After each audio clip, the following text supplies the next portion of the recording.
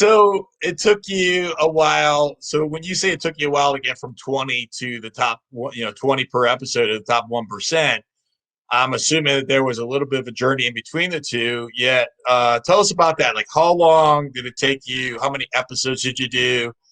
And what did you do to get it from mom and grandma to top 1% of 800,000? The first thing that I started doing is I realized that Facebook algorithms preferred going live on Facebook. Okay.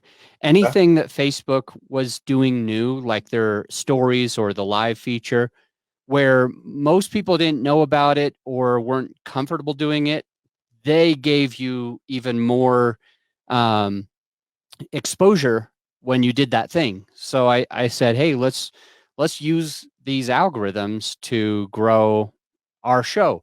So that was the first step that we did, and we went from about 20 downloads per episode to there was about 300 people on the Facebook Live, not while it was live. I think Okay. that's important to maybe there was 10 while it was live or something like that. But it ultimately was getting 100, 200, 300, 500, 700 down views on Facebook, which really grew our brand and our exposure.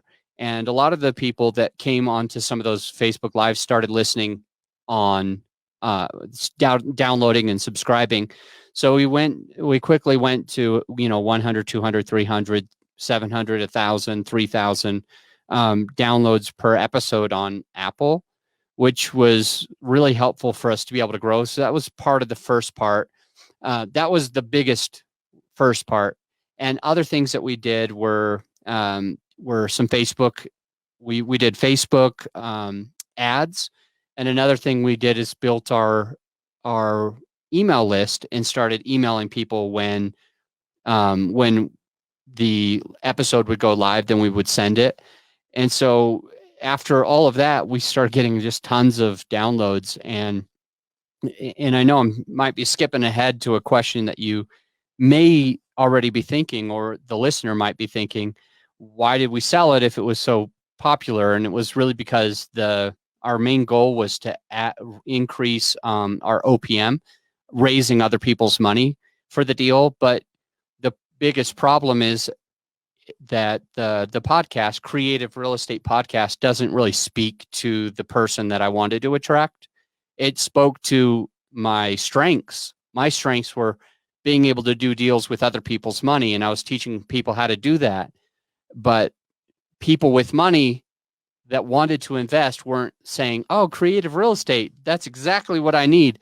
And so I finally realized that, and it was tough to think, how am I going to kill this show? I spent 4 years, Yeah. building the show, and